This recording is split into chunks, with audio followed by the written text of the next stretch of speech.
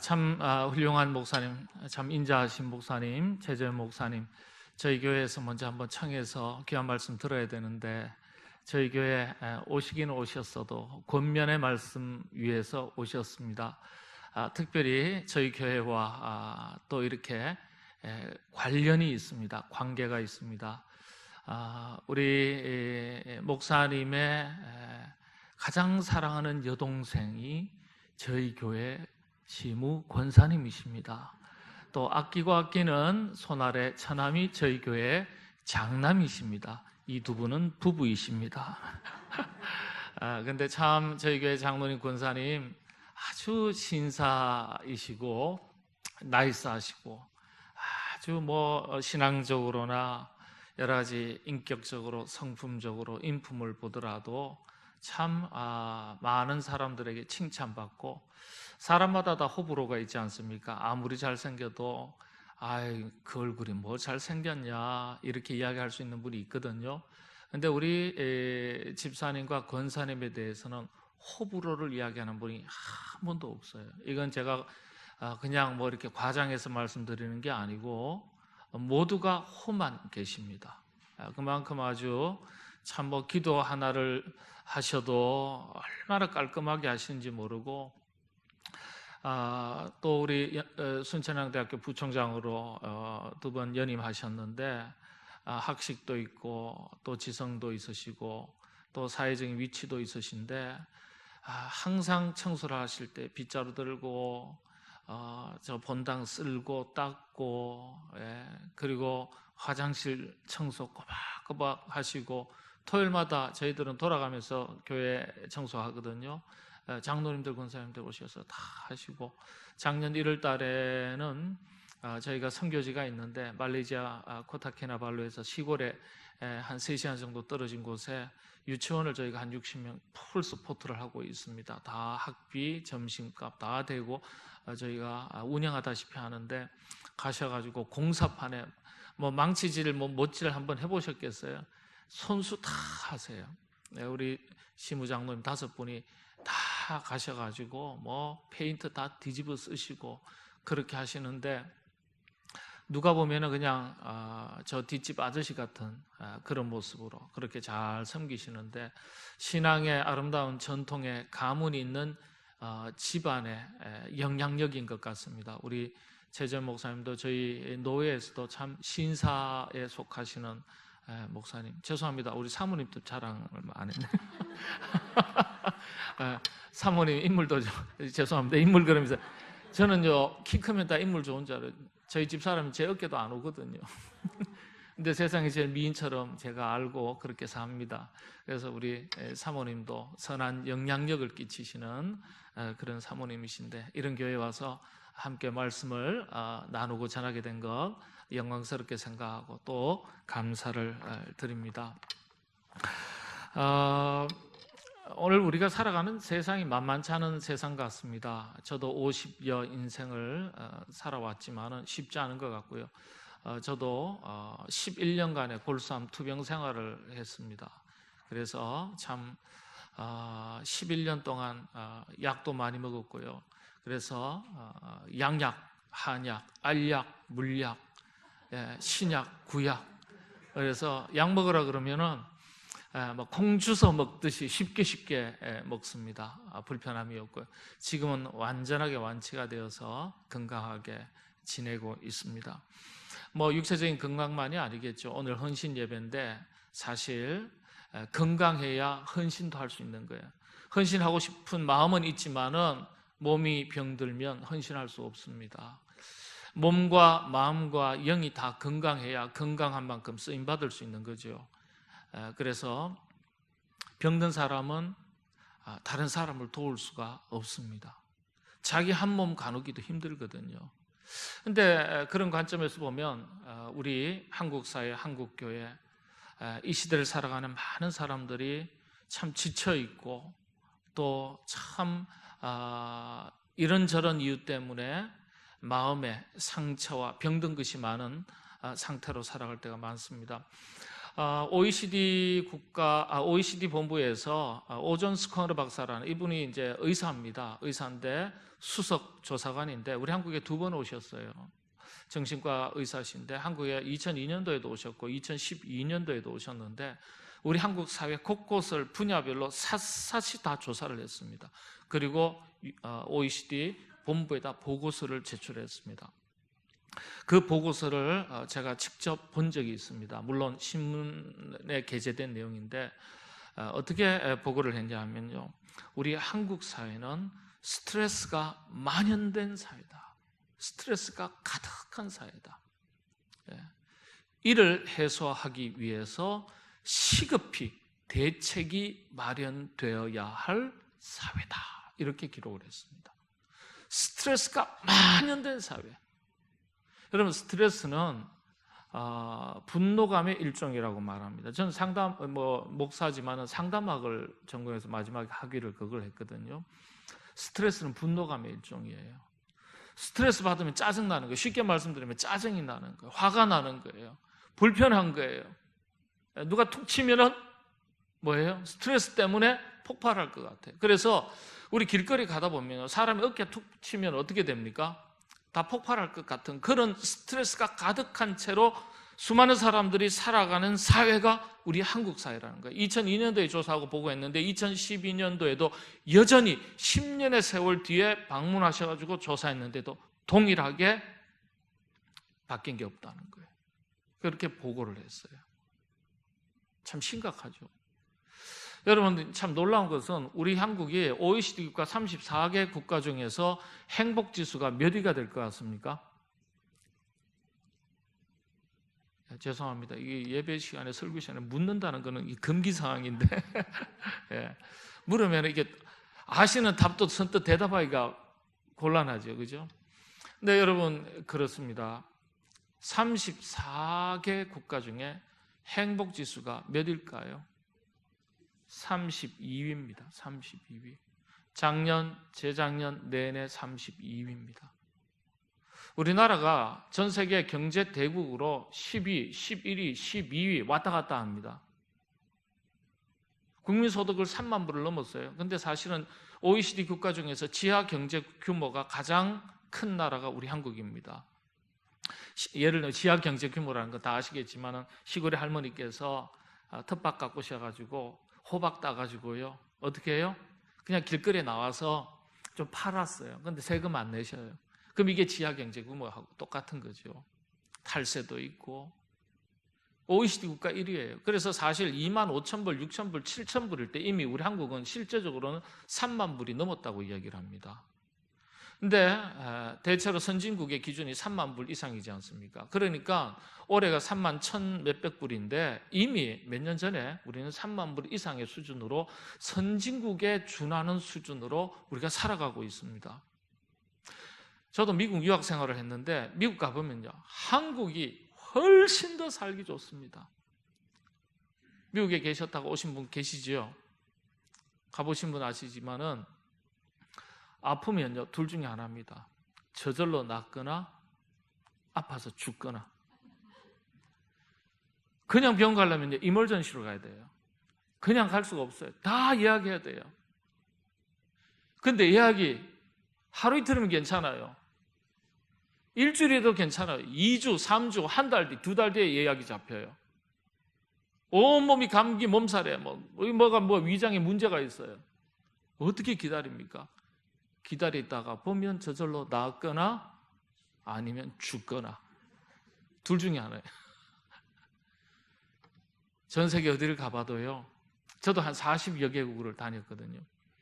가보면은 우리나라처럼 문 열면 병원 자유롭게 갈 데가 없습니다. 약국 가서 약 쉽게 사고요, 나가서 뭐든지 음식점도 있고요, 마트도 많고요. 이렇게 살기 좋은 세상, 정말 우리나라는 복받은 민족입니다. 필리핀이 6.25 전쟁 직후에 제가 다 조사를 했거든요. 이게 이제 상담학에서 가르치니까 지금도 제가 박사과정 학생들을 가르치고 있습니다. 필리핀이 6.25 직후에 80달러였어요. 국민소득이. 우리나라가 80달러였어요. 필리핀이 800달러였어요. 필리핀이 10배나 잘 살아요.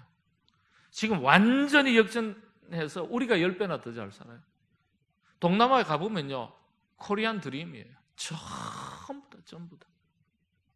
대학에서 한국어 학과가 만들어지고 개설이 되고, 예, 한국에 취업하고 싶어서 그렇게 살기가 좋아요. 급성장했어요. 당대에 세상이 완전히 바뀌는 거예요. 자, 그런데 이렇게 살기 좋은 세상 만나가지고 왜 OECD 34개 국가 중에서 행복지수가 32위밖에 안 되냔 말이에요. 돈 쌓아놓고 좋은 환경, 좋은 사회 속에서 살면서 행복지수가 높지 않아요. 조사를 했습니다. 조사를 했더니 저 동남아 베트남의 보트 피플한테 가가지고 물어봐도요, 우리보다도 행복지수 훨씬 높아요. 근데 조사를 하니까 독특한 게 나왔어요. 우리나라는 이 행복을 소유의 개념에서 찾아요. 소유의 개념에서. 그런데 동남아의 대부분의 나라는 관계의 개념에서 행복을 찾습니다. 그러니까 보트 피플이요, 배 한 척에서 차, 거기가 화장실, 거기가 식당이고 거기가 침실인데 인터뷰를 합니다. 우리 한국의 KBS에서도 방송을 했고요, MBC에서도 방송을 했습니다. 인터뷰를 행복하세요? 행복합니다. 어떤 점에서 행복하세요? 그랬더니 사랑하는 가족들과 함께 있죠. 늘 함께 동거동락하죠. 네. 가족들과 함께 지낼 수 있어서 너무 행복하다는 거예요. 근데 우리는 뭐예요? 가족들끼리 함께 있어도 뭐가 많아야지 행복해요? 소유, 가진 게 많아야 돼요. 가진 것을 통해서 누리는 게 많아야 행복하다고 느낀다는 거예요. 이 소유의 개념에서 행복을 찾는 기준을 바꾸지 않으면 우리 한국은요, 끊임없이 행복지수는 높아질 수 없습니다. 행복지수는 높아질 수 없어요. 그러니까 잘 살면서도 스트레스 잔뜩 안고 사는 거예요. 스트레스가 많은 사람을 가리켜 건강하다고 얘기할 수 있겠습니까? 적어도 정신적으로 스트레스 많으면 건강하지 않아요. 네. 육체적으로도 건강하고 심리, 정서적, 정신적으로도 건강해야 되고 영적으로도 건강해야 건강한 만큼 일을 할 수 있고 다른 사람을 도울 수 있는 거예요. 자기 관리할 수 있는 거예요. 그래서 오늘 헌신 예배인데, 헌신을 이야기할 때 내가 어떤 일을 해야 될까, 일에 대한 방법과 일에 대해서 내가 맡은 일이 무엇인지 목표를 바라보고 사명을 이야기하기 이전에 먼저 생각해야 되실 부분이 건강이에요. 건강. 자신의 육체적인, 정신적인 그리고 영적인 건강이에요. 여러분, 개혁교회가 교회에 대한 건강성, 크리스찬들의 건강성을 이야기할 때 4가지 기준을 이야기합니다. 첫 번째, 본질이 얼마나 건강하냐. 통일교 건강합니까? 돈 많기로는 통일교가 끝내줍니다. 통일교 건강하지 않아요. 왜 그렇죠? 하나님의 말씀에 대한 본질이 문제가 있습니다. 이단이니까요. 말씀에서 비켜난 거예요. 그래서 하나님의 말씀을 잘 받고 하나님의 말씀을 바르게 받고 바르게 신앙생활하는 이 하나님의 말씀에 대해서 본질이 건강해야 돼요. 우리 통합처에 속해서 대한예수교 장로회, 특별히 일산 영문교회에서 신앙생활을 한다는 것에 대해서 여러분 감사하시게 되기를 바랍니다. 교회 건강성으로 보면 본질상 굉장히 건강한 거예요. 목사님도요, 좀 이상한 목사님들 계시거든요. 목사가 목사 욕하지, 평신도들이 목사 욕하면 좀 힘들어져요. 욕하지는 마시고요. 그냥 좀 안 됐다 싶으면 기도만 해주세요. 근데 본질적으로 건가요? 목사님께서 말씀을 바르게 선포하고 성도들이 바른 말씀을 또 있는 그대로 바르게 받고 순종하는 것, 본질이 건강해요. 두 번째는요, 거룩함에 대한 거예요. 이 교회가 건강하냐 건강하지 않냐 할 때 기준이 본질, 그 다음 두 번째가 거룩에 대한 부분이에요. 얼마나 구별되어 있냐 인 거예요. 세상 사람들 우리를 보면서 교회나 뭐 그냥 회사나 별반 차이 없네? 그러면 구별됨이 없는 거예요. 그래서 거룩의 문제. 세 번째가 이 교회가 건강하냐 건강하지 않냐 기준이 뭐냐면 사회적 책임이에요.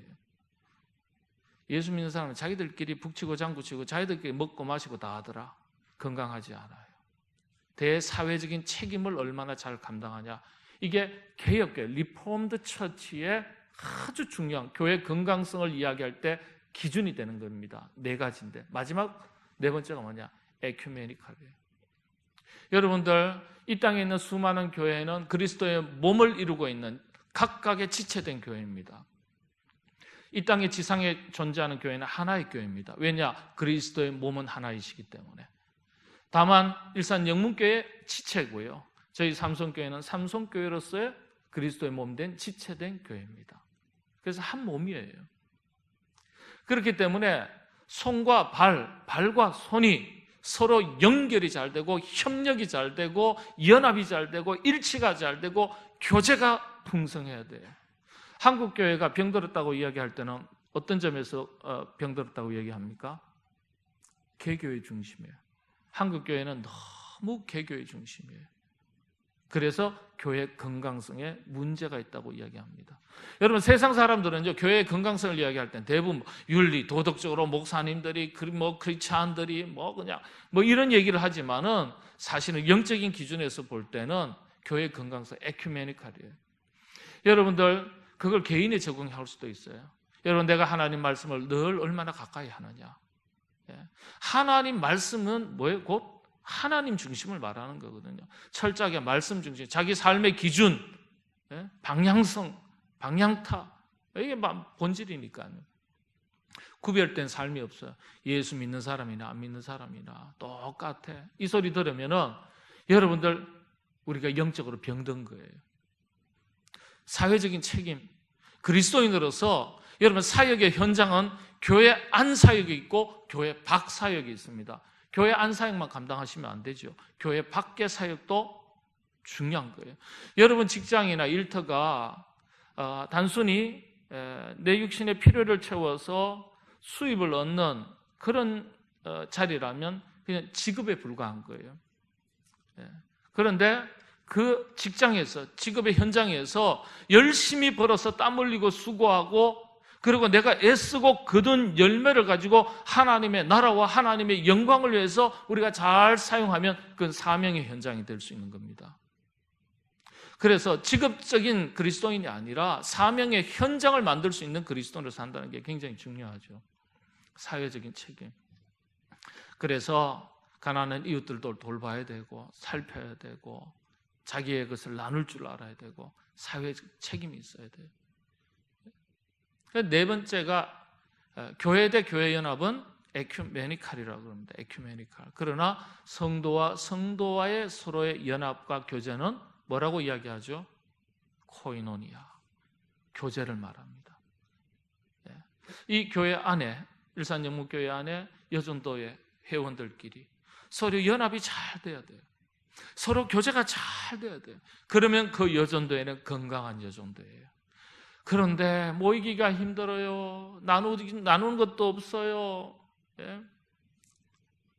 모이면 시기 질투하면 안 돼요. 그래서 교인 대 교인은 코이노니아, 교회 대 교회는 에큐메니칼. 서로 연합과 일치, 나눔, 교제, 이게 풍성해야 네 가지 기준에서 교회가 건강하고, 이 네 가지 기준에서 우리 그리스도인들이 건강한 그리스도인이냐 아니냐가 결정이 되는 겁니다. 우리 일산영문교회와 우리 온 성도님들, 그리고 특별히 여전도에 오늘 헌신 예배 드리시는 여전도 회원들, 다 건강한 공동체, 건강한 하나님의 백성들, 건강한 교회 되시기를 바랍니다. 건강해야 그 다음에 뭐 하죠? 건강한 사람 보고 당신 십자가 좀 져! 그러면 질 수 있어요. 망아지는, 영국 속담에 망아지는 부려먹지 않는다 그랬습니다. 망아지는 뭐죠? 말새끼예요. 아직 성장하지도 않았고 성숙되지도 않았고 훈련받지도 않았던 망아지는 부려먹을 수가 없다는 거예요. 건강해야지. 성장과 성숙을 이루었을 때 십자가를 질 수 있는 거예요. 성경에 위대한 교부 중에 한 사람이 터툴리안이 이 성경을 보면서 4가지 십자가를 발견해야 된다 그랬습니다. 모든 헌신된 일꾼들은 4가지 십자가가 있다 그랬어요. 그 십자가가 어떤 것인지 간단하게 한번 살펴보도록 하겠습니다. 저는 이 십자가를 거룩한 부담감이라는 용어로 좀 바꿨어요. 왜냐하면 여러분, 십자가는 가끔 이제 믿음이 너무 좋으신 분들은 십자가를 즐겨 지겠습니다, 그런 표현 하시는 분 계세요, 안 계세요? 죄송합니다, 또 여쭤봐서. 십자가를 즐겨 지겠습니다, 새빨간 거짓말이에요. 제가 보기에는. 죄송합니다, 그런 분도 계시겠죠. 제가 아직 목사지만 그 정도의 영적 단계가 안 돼서 그렇습니다. 왜냐? 예수님의 고백을 보더라도 십자가는 몹시도 부담스러운 거예요. 아버지여, 할 수만 있거든 이 잔이 내게서 지나가게 하옵소서. 이 잔이 뭡니까? 십자가거든요. 예수님께서도 이 잔이 할 수만 있다면 내게서 지나가게 해달라고 기도하실 만큼 십자가는 부담스러운 거예요. 그런데 우리가요, 즐겨질 수 있다고요? 내 힘으로는 즐겨질 수가 없어요. 성령님의 도우심이 없으면 십자가 질 수가 없죠. 요즘 십자가 지라 그러면요, 목사님이나 지세요. 이거 왜 제가 져야 합니까? 도망가요. 교회 옮겨요. 제가 그걸 봤다니까요. 예. 우리 선배 되시는 목사님은 더 많이 보셨겠지만은 좀 이따 말씀드릴게요, 제가. 그래서 저는 이 터툴리안이 4가지 종류의 십자가를 발견할 수 있어야 된다 그랬는데, 이 십자가를 부담감이라는 용어로 제가 바꿨어요. 자, 그렇다면 우리에게는 어떤 부담감을 가지고 있어야 될까요? 적어도 헌신을 다짐하는 하나님의 일꾼들에게 현대 사회에서 상황이 다르니까요. 과거 예수님 시대와 지금은. 자, 우리 시대에 좀 부담을 지셔야 돼요. 첫 번째가 모임에 대한 부담감이에요. 여러분, 모임의 첫 번째 현장이 예배의 자리죠. 예배에 대한 부담감일 수도 있어요. 자, 이게 어떤 뜻이냐? 참 신기해요. 신구약 성경을 통틀어서 하나님께서 나 이런 사람 찾는다 라고 명시적으로 기록한 말씀이 있습니다. 성경 본문이 있어요. 그게 요한복음서 4장 23절 24절 말씀인데 제가 읽어드리겠습니다. 아버지께 참되게 예배하는 자들은 영과 진리로 예배할 때가 오나니 곧 이때라. 아버지께서는 자기에게 이렇게 예배하는 자들을 찾으시느니라. 하나님은 영이시니 예배하는 자가 영과 진리로 예배할지니라. 신구약 성경을 통틀어서 다 뒤져봐도 하나님께서 나 이런 사람 찾는다 딱 한 구절이 있습니다. 어떤 사람 찾으신다고요? 예배하는 자를 찾으시느니라. 여러분, 우리가 하나님이 원하시는 사람이 되지 않으면 하나님 만날 수 없습니다. 하나님은 어떤 사람을 찾으신다고요? 어떤 사람 만나기를 원하신다고요? 예배하는 자를 찾으신다. 예배하는 자를 기다리신다. 이 부담감이 좀 있어야 돼요. 예배 시간에 지각하지 마시기 바랍니다. 찔리는 분은 안 계시겠죠. 저희 교회는 찔리는 분 되게 많아요. 11시 예배 딱 드리면요, 아래층에 오시는 분들은 대체로 그래도 신앙생활 잘 다져진 분들이 오는데 지각하고 젊은 사람들 다 2층이에요. 문을 확 잠글 수도 없고. 이거 참, 요즘 교회에서 돌림병 제일 무서운 병이 뭔지 아시죠? 섭섭병. 내가 이렇게 주일날 바쁘게 오는데 저희들 주차 자리가 문제거든요. 주차장도 힘든데 말이야, 이렇게 왔는데 문을 걸어 잠그시다니. 이 서운해버리면 섭섭해지면 이거 막 교회 또 바꾸면 안 되니까 그러지도 못하고요. 속에서는 아유 이러는데 참죠. 예배 제가 이렇게 보면요, 부목사님 시켜가지고 이렇게 한번 살펴보면 한 60%, 70%예요. 2층이 휑해요. 예배 마칠 때쯤 되면 언제 왔냐 할 정도 다 차있어, 거의. 옛날에 우리 어르신들은 예배에 목숨 걸었거든요. 근데 요즘은요, 참 신기해요. 축도도 아직 안 끝났는데 축도하려고 그러면 벌써부터 나가가지고 식당에 올라가요. 빨리 밥 먹고 빨리 가려고. 축도는 강복 선언입니다. 하나님께서 자기 백성에게 복을 선언하시고 선포하시는 거예요. 주시겠다고. 목사가 하는 게 아니라 목사는 그냥 도구일 뿐이에요. 대신 전하는 자뿐이에요. 전하는 사람일 뿐이에요. 근데 예배 설교 딱 들으면 들을 거 다 들었다는 거예요. 저희는 앞부분에 오면은 찬양이 한 15분 동안 다 같이 찬양을 해요. 한 15분 동안요. 여러분들 이제 교동문 하시죠? 여러분들도 교동문 하시나요? 교동문이 과거에 기독교의 오랜 전통에서는 사실은 회중과 인도자가 서로 주고받는 화답송이에요. 인도송, 응답송이에요. 하늘에 계신 우리 아버지 이렇게 이야기하면 회중들이 이름이 거룩히 여김을 받으시오며 쫙 주고받는 거예요. 근데 지금 뭐 그렇게 하면 시간이 다 길어지니까 어떻게 그거 쏙 빼고 뭘 하는 거예요? 주고만, 언어로 주고만 받는 거예요. 그래서 저희는 그걸 쏙 빼고요. 아예 찬양으로 다 넣었어요. 예. 자, 그렇게 하거든요. 근데 그거 다 지나고 나서 찬양대 찬양하고 설교 들어가면 제가 11시 한 반 정도의 설교가 들어갑니다. 그때까지도 들어와요. 그때까지요. 경상도 몰라 다리 몽둥이를 분지를 수도 없고 딴 데 가라 그럴 수도 없고 예? 그런 거예요. 예. 참 안타깝죠. 저희는 그래서 예배가요 오늘도 1시간 반 드렸습니다. 어머나 저희 교회는 좀 훈련이 된 것 같아요. 저희는 보통 예배가 11시 예배가 빨리 끝나도 오늘은 9시 2부 예배도 10시 20분에 끝났습니다. 그리고 오늘 뭐 좀 길면 원래 11시 예배는 12시 반에 끝나고요. 조금 빨리 끝나면 15분에서 12시 15분에서 20분 정도, 10분 정도 당겨집니다. 근데 제가 이야기합니다. 예배 시간이 길다고요. 재밌는 영화 한 프로도 1시간 반, 2시간인데 예? 일주일에 한 번 오면서 예배가 1시간 반이 길다 그러면 어떡하냔 말이에요. 안 그래요? 영화를 안 보시나 보다. 뭐 그런 분은 없지만은 일주일에 한 번 온다고 한 번 새벽기도 오시냔 말이에요. 수요예배 오시냔 말이에요. 오찬양에 오시냔 말이에요. 일주일에 한 번 와가지고 영화 한 프로 보는 것도 자기의 유익과 재미를 위해서 1시간 반, 2시간을 견디면서 하나님 말씀 나누고 자기의 신앙을 고백하고 찬양하는 이 1시간, 이 예배가 1시간 반이 길다. 말이 안 돼요. 저는 맘 같아서 2시간 드리고 싶어요. 기본 영화보다는 길어야 된다. 또 그러면 또 실족하는 분 있을까봐. 목사가 참 새가슴이 될 때가 많아요.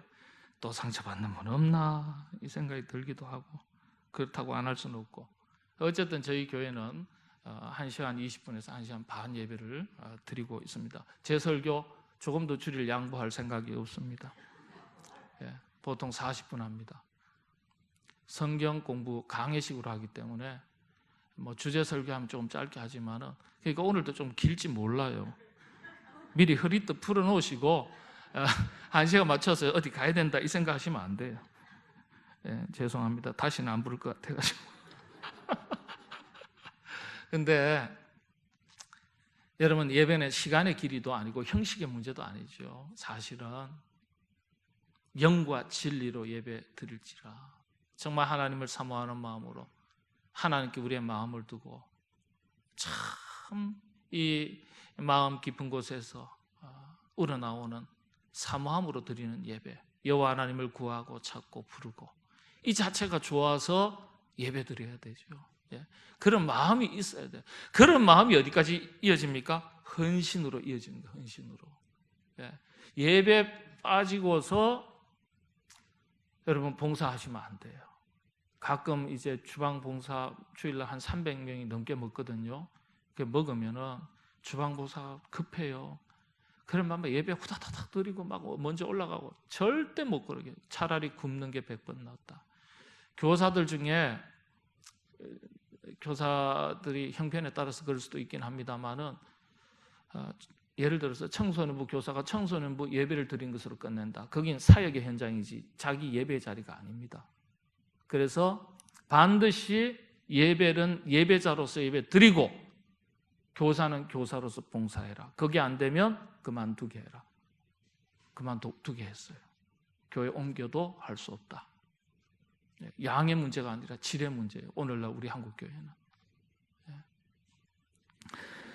그래서 예배가 참 중요합니다. 예배 지각도 하지 마시고, 예배가 연장선에 있는 거예요. 어떤 게 여전도의 여성교회 모임할 때 회의에서도 임원이면 먼저 가셔야 되고, 그렇죠. 열심히 모이셔야 되고 본이 되셔야 돼요. 예배와 여러 집회와 모임의 본이 되셔야 돼요. 헌신이라는 게 거기에서부터 시작되는 거예요. 여러분, 우리 여전도의 모든 임원들, 회원들 예배의 아름다운 본을 보이시는 헌신된 일꾼 되시기를 바랍니다. 현대교회는 모이기가 너무 어려워요. 너무 어려워요. 저희 교회는 평균 연령이 지난 12월 달에 조사하니까 41세예요. 41세. 1년 전에는 42.24세. 근데 앉아있는 분들은 보면은요, 연세 드신 분이 좀 많이 계신 것 같은데, 젊은 사람들이요, 왔다 갔다 흔적도 없이 왔다 갔다 하는 거예요. 예. 한 달에 한 번, 두 번 나오는 사람은 부지기수입니다. 격주로 나오면 감사한 거예요. 예. 와주는 것만 해도 감사해요. 새벽기도 안 보입니다. 수요예배 안 보입니다. 없어요. 신방 안 받습니다. 젊은 사람들. 헌신도 떨어집니다. 예. 응집력 떨어집니다. 더더군다나 헌금도 잘 안 해요. 예. 참 신기해요. 근데 구원은 받아야 되니까 교회는 나와요. 자, 두 번째 십자가 부담감, 관계에 대한 부담감을 가지시기를 바랍니다. 여러분들, 교인이 1000명, 2000명 돼도 교회는 세워지지 않습니다. 교인들은 목회자를 세우고 세워진 목회자가 교회를 세우는 거예요. 참 중요합니다. 그래서 관계에 대한 부담감을 가져야 되는데 좋은 관계 맺도록 노력하셔야 돼요. 하나님의 일꾼, 헌신된 일꾼은요, 관계에서 실패하면 일에 실패해요. 일 잘하고 사람 잃으면 일 못한 겁니다. 일 차라리 대충 하시고 좋은 관계를 만드셔야 돼요. 마태복음 22장 36절의 말씀이 그 말씀이죠. 예수께서 이르시되 내 마음을 다하고 목숨을 다하고 뜻을 다하여 주 너희 하나님을 사랑하라 하셨으니 이것이 크고 첫째 되는 계명이요 둘째도 그와 같으니 내 이웃을 내 자신같이 사랑하라 하셨으니. 하나님 사랑, 이웃 사랑. 그래서 관계를 잘 하시는 일꾼이 진짜 헌신된 일꾼이에요. 그래서 교회에서는요, 1차적으로 목회자 관계를 잘 하셔야 돼요. 저는 우리 성도님들에게 이야기를 합니다. 불가근 불가원이다. 너무 목회자하고 가까이 해도 우리 목사님 안 그런 줄 알았는데 실망했어. 놀랄 수도 있어요. 목사도 인간이니까. 근데 목회자하고 너무 멀어지면 은혜가 차단돼요. 여러분, 하나님의 은혜는 다양한 통로를 통해서 공급되지만은 1차적으로 교회에서, 성전에서 예배를 통하여 세워진 목회자를 통하여 선포되는 말씀을 통하여 하나님의 은혜가 먼저 흘러가는 거예요. 그래서 목회자와의 관계가 틀어지면 그 다음부터 은혜가 차단돼요. 신앙생활이 지옥을 경험합니다. 그래서 그런 줄 아시고 불가근 불가원이에요. 너무 가까이도 하지 마시고 너무 멀리도 하지 마시고. 저희 교회만 그렇습니다. 예. 이왕이면은 목사님을 더 많이 사랑하시고, 성도들도 좋은 관계를 맺고 관계에서 성공하셔야 돼요. 여러분, 그래서 여러분 참 우리가 관계에서 실패하는 경우가 많지 않습니까? 여러분들, 오늘날 우리 한국 사회 보면요, 분열의 영이 막 아주 가득한 것 같아요. 분열의 영이. 여야 정치인들이 족보 있는 역사성 있는 싸움을 아직도 하고 있고요. 노사관계, 빈부관계, 동서관계, 남북관계, 남녀관계, 가족들끼리도 이게 참 관계가 제대로 안 돼요. 가보면요, 남편이 서로 왼수예요. 왼수. 여러분 한번 여쭤볼게요. 우리 권사님들, 집사님들 중에 여행을 가신다 했을 때 누구랑 같이 가고 싶으세요? 예. 친구. 그렇죠. 친구. 맞습니다. 동창생, 어릴 때 고향 친구. 그렇죠. 아니면 여전도의 끼리. 부부 동반은요? 목사님 피곤해요. 그런 말 하지 마세요. 말이 씨가 된다고요. 대부분은 친구 그러잖아요. 예? 근데 어떤 권사님은 나는 우리 남편이랑 꼭 가고 싶어요. 부부 금슬이 참 좋으시네요. 아니요, 목사님, 그게 아니라 가서 확 묻어버리려고요. 예. 부부지간에 우리 한국 사회에서 원래 대화의 1단계부터 4단계까지가 있는데 우리 한국은 지금 1단계, 2단계 수준을 넘어가지 못합니다. 부부의 대화의 관계 질이. 근데 대화가 잘 안 돼요. 부모 자식 간에도 대화가 잘 안 되고.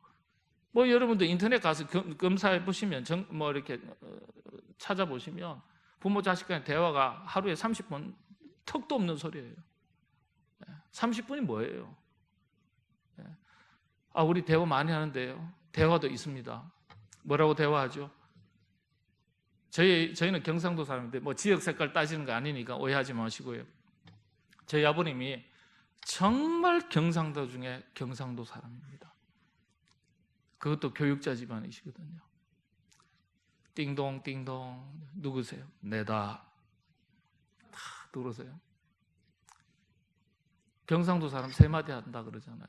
아는 밥도 자자. 제가 밥상머리에서 식사를 하면은요, 저희 아버님 가끔 그러셨어요. 사나 자식이 말이 되게 많네. 한마디 하세요.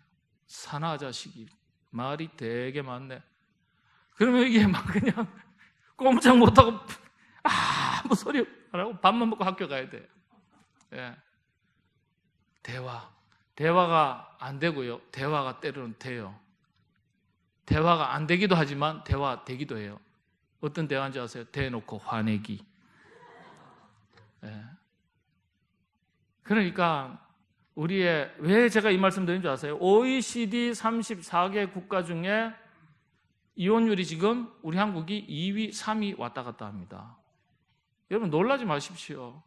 2위, 3위 조금 떨어졌다가 올라갔다가 지금 계속 그러고 있어요. 동방예의지국에 여러분들 이혼이 웬 말입니까? 우리 한국이.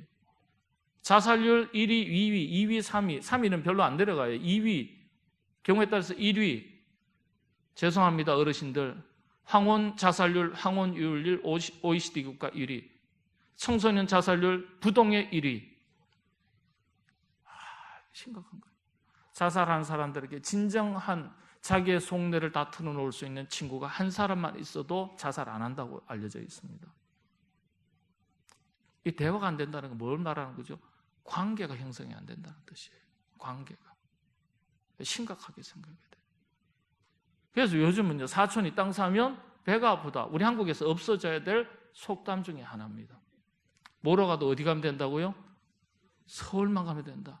어떻게 뭐로 가도 서울만 가면 됩니까? 바르게 가야 되고 제대로 가야 되죠. 그런 속담 없어져야 돼요. 요즘은 새로운 속담이 나오는 거예요. 사촌이 차 사면 나는 경찰이 되고 싶다. 왜냐? 딱지 끊으려고. 남 잘 되는 꼴을 못 보는 거 안 되는 거예요. 그거는요.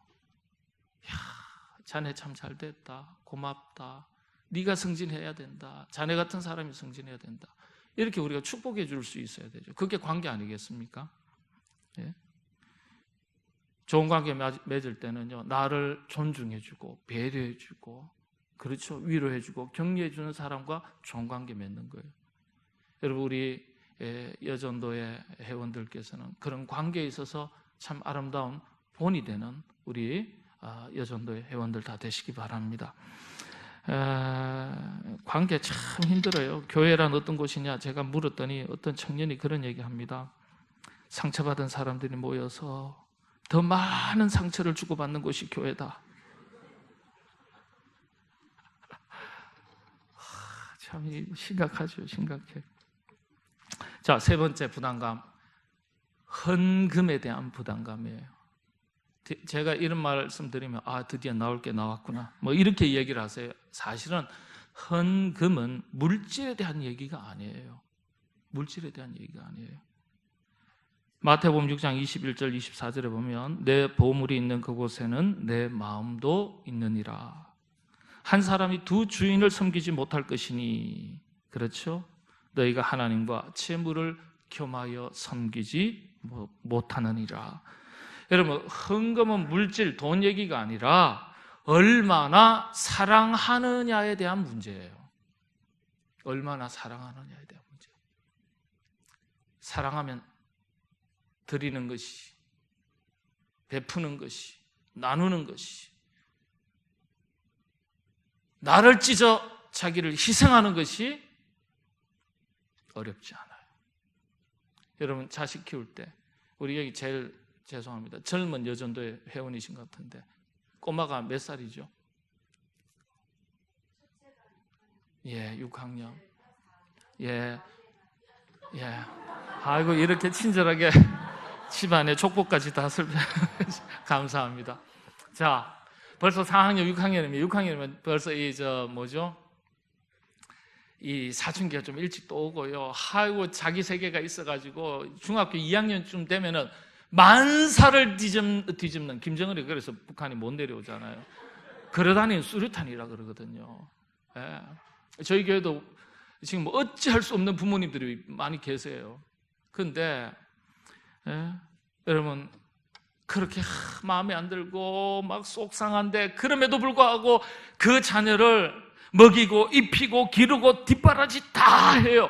그러면서 아이고 내 팔자야, 내가 무슨 전생이라 그러면 이상하지만은 내가 무슨 죄가 많아가지고 이런 애를 낳아가지고 이 고생하나. 여러분, 그런 부모 별로 없어요. 말은 그리 할지라도 어떻게 해요? 자식은 먹이고 입히고 준 것이 아깝나요? 먹이고 입힌 게 아깝나요? 그렇잖아요. 못 줘서 안타깝지, 더 잘해주고 싶지. 아멘, 할렐루야. 왜 그렇습니까? 자식이니까. 왜 그렇죠? 사랑하는 자식이니까. 사랑하면 아깝지 않아요. 여러분, 헌금에 대한 문제는 돈 문제 아니에요. 얼마나 사랑하느냐에 대한 문제예요. 여러분, 우리가 살아가면서 신앙에 수많은 부딪히는 문제 중에 하나가 뭔지 아세요? 하나님을 덜 사랑할 때 생깁니다. 하나님을 덜 사랑할 때 전부 다 우리 신앙생활에 문제가 생깁니다. 사랑하면 아주 쉬워져요. 어거스틴의 위대한 고백이 있죠. 하나님을 사랑하라, 그리고 자유하라. 물질을 드려야 되냐 말아야 되냐, 그거 이야기 아니에요.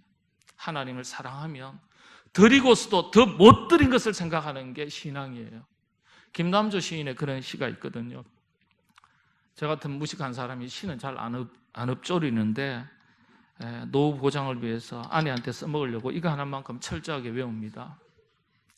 내 너를 사랑하노니 내게 있는 것은 무엇이나 다 내게 주마. 이미 준 것은 하나도 기억치 아니하고 오직 못다 준 사랑만을 기억하리라. 오 나의 사람아. 준 거는 하나도 기억하지 않고 오직 못다 준 사랑만을 기억하리라.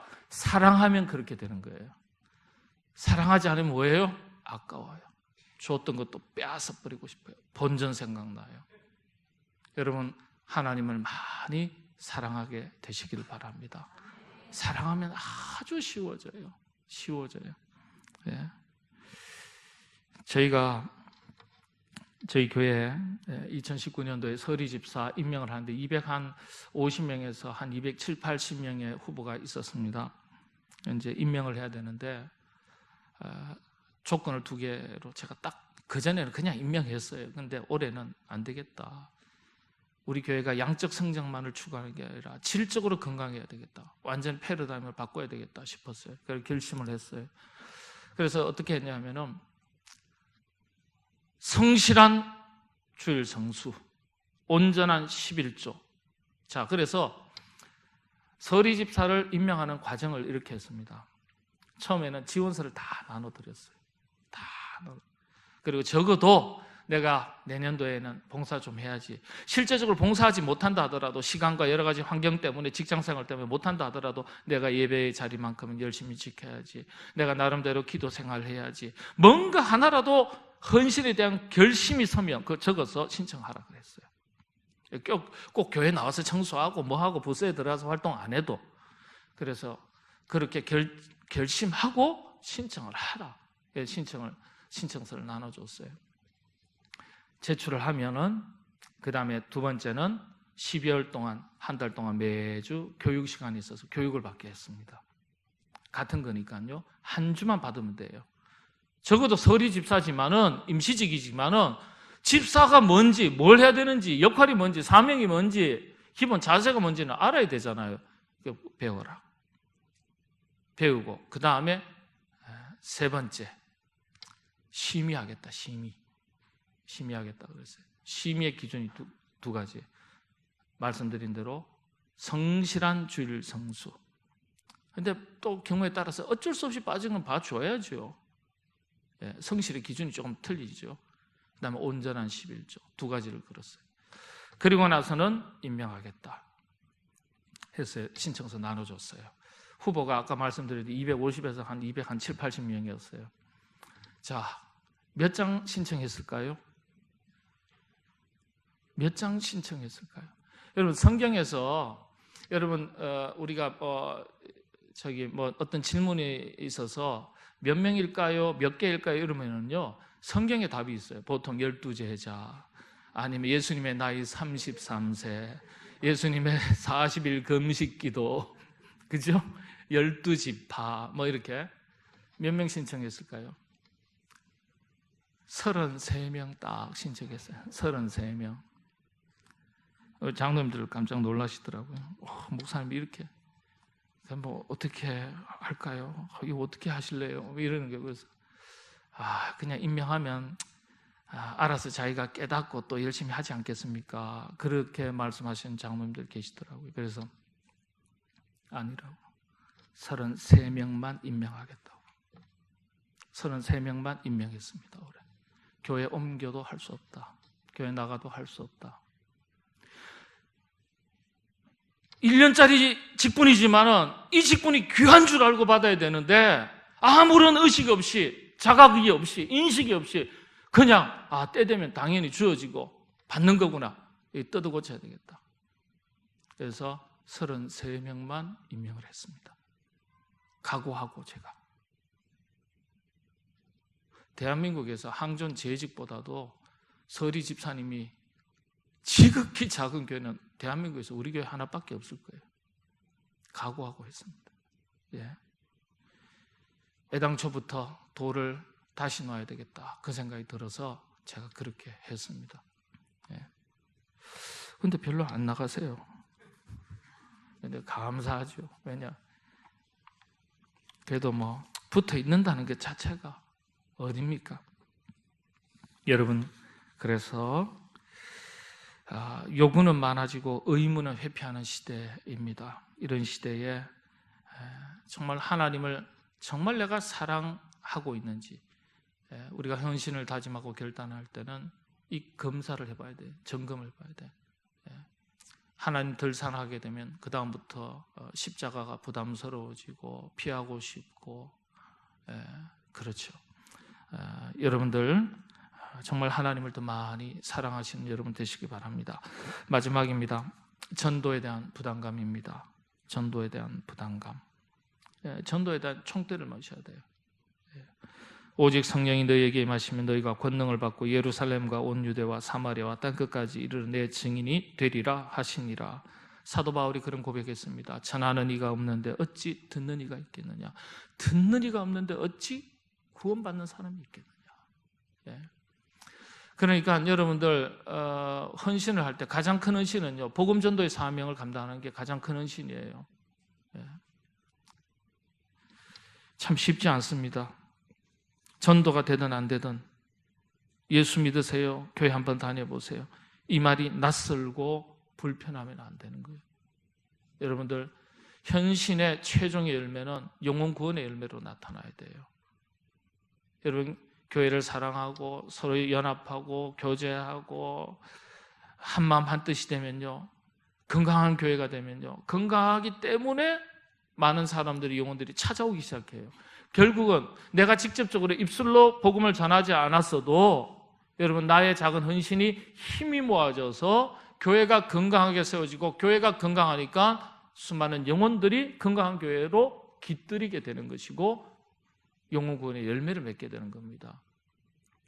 우리 여전도회, 저는 기본적으로 여전도회가 참 훌륭하고 남성들보다 더 대단하고 뛰어나다, 그렇게 믿고 고백하는 목사입니다.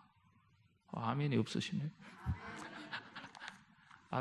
우리 남성들이 들으면 목사님 참 어찌 그렇게, 오늘은 여전도 예배, 헌신 예배잖아요.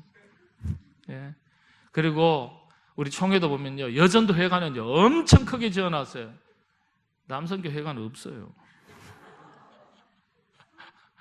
목사님, 그거 다 남자들이 피땀 흘려가지고 번 돈으로 지은 겁니다. 아니요, 버는 것도 중요한데 잘 쓰는 게 더 중요한 겁니다. 잘 쓰는 게, 제가 볼 때는요. 예.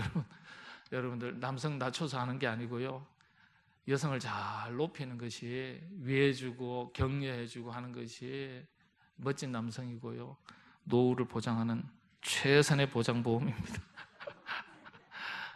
여러분, 우리 일산영문교회 평안하고 참 좋은 교회인데, 이 교회에서 깃들여서 신앙생활을 한다는 것에 대해서 하나님께 늘 감사하시고, 좋은 목사님 만나서 신앙생활 교제한다는 것 큰 감사의 제목입니다. 이런 곳에서 헌신된 하나님의 일꾼이 되어 살아간다는 것, 복 중에 복입니다. 그 은혜가 모든 여전도의 가정과 또 우리 섬기는 이 교회 위에 넘치시기를 바랍니다. 기도하겠습니다. 하나님, 주님께서 십자가를 지신 모습을 보면서 저희들도 십자가를 지려고 합니다. 십자가를 질 만한 영적인, 육체적인, 또 심리 정서적인 건강을 우리에게 주시옵소서. 특별히 우리 여전도회, 하나님을 더 많이 사랑하여 헌신하는 일이 즐거운 것이 되게 하시고 기쁨이 되게 하시고, 그런 가운데 많은 열매를 맺어서 하나님께 칭찬 듣는 여전도회, 교회의 큰 유익과 기쁨이 되는 여전도회가 되게 하여 주시옵소서. 섬기시는 목사님과 온 교우들에게 주의 평강을 허락하여 주시옵소서. 예수님의 이름으로 기도하옵나이다.